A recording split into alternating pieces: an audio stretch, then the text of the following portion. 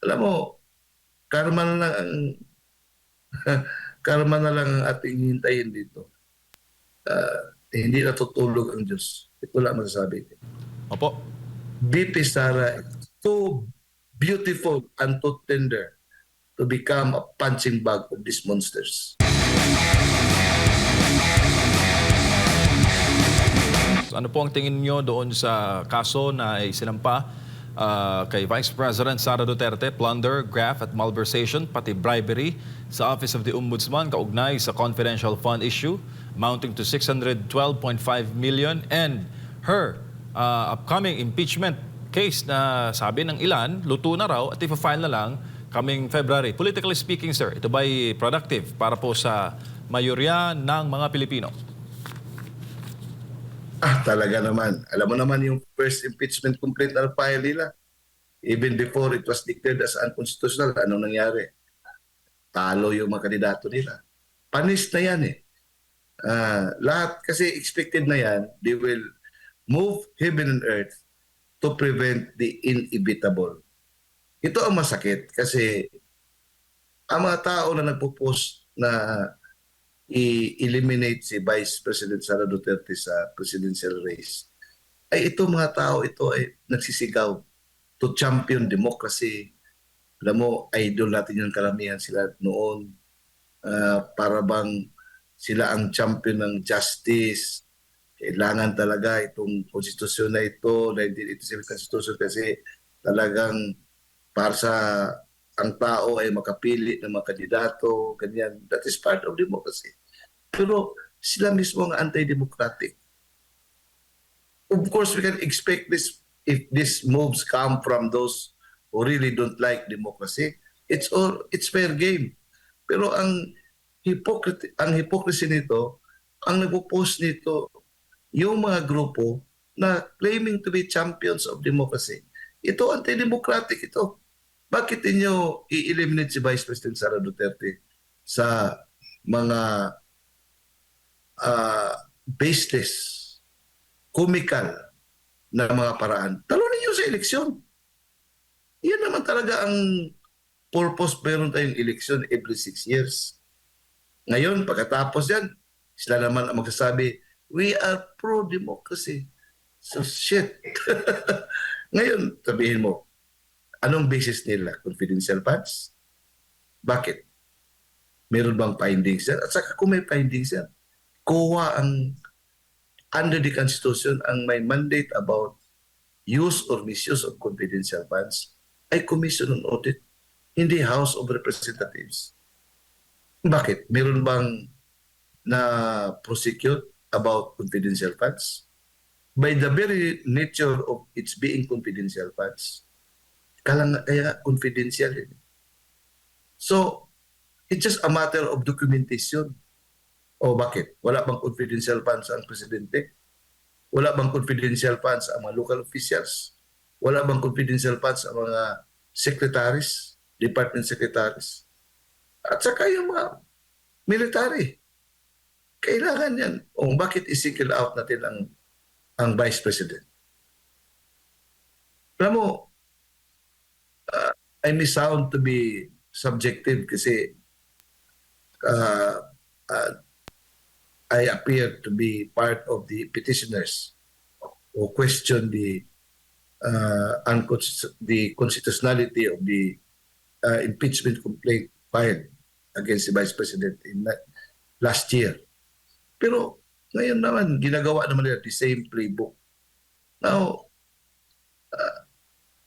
and then weaponizing all of this supposed to be constitutional at saka democratic avenues, yung impeachment process, weaponize nila.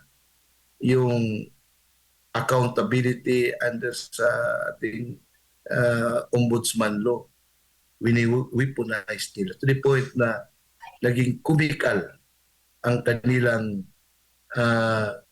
approach, comical ang kanilang presentation, kanilang script. Paano ba yan? Paano paniniwalaan yung isang convicted criminal? So of course, kung criminal ka, kung anong ipasabi sa iyo, sabihin mo yan para somehow makalabas ka o bibigyan ka pa ng pera. So yung credibility alone is very questionable na. How much more for the narrative na ini-invent nila? Katawa talaga.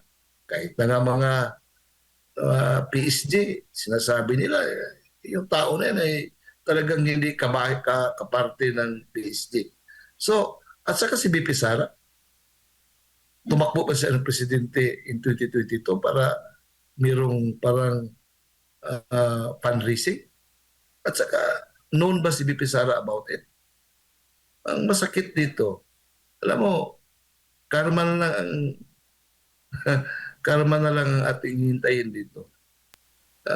Hindi natutulog ang Diyos. Ito lang masasabi ko. Opo.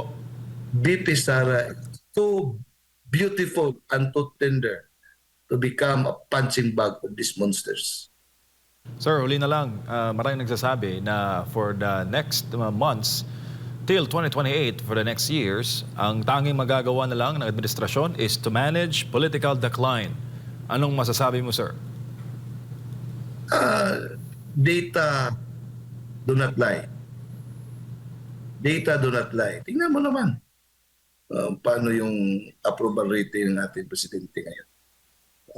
Hindi yan, irreversible na yan.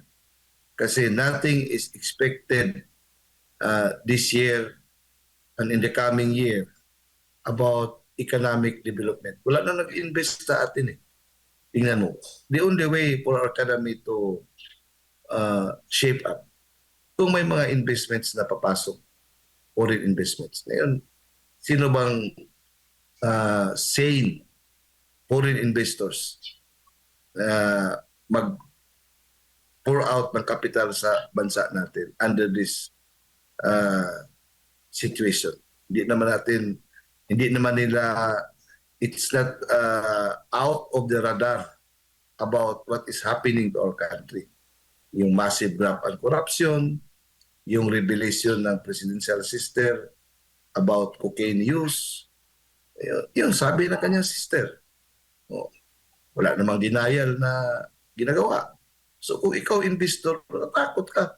At saka matatakot tayo kasi we are being led by somebody na mismo ang kanyang kapatid ay nagsasabi na unwell. Yun ang problema natin ngayon. So, tanong mo kung ano yun, yung decline ay ma-reverse ba? I hope that would be reversed kasi tayo, Pilipino tayo, kung ano mangyari sa ating bansa, apektado tayo lahat. Hindi lang tayo, pamilya natin at saka yung future generations. We should pray for our country. Hindi ito personalan na ito. Bansa na nakataya. Admar or MJ. Kaya nga sa akin dito panalangin na lang. Sana hindi tayo pababayaan ng Diyos sa ating nangyari sa ating bansa ngayon. It's all about our future. It's all about our existence. Tingnan mo, yung sovereignty natin, wala na. Lahat. Giniba lahat. Paano pa ba? We are no longer a country. Pabayaan natin na ganito.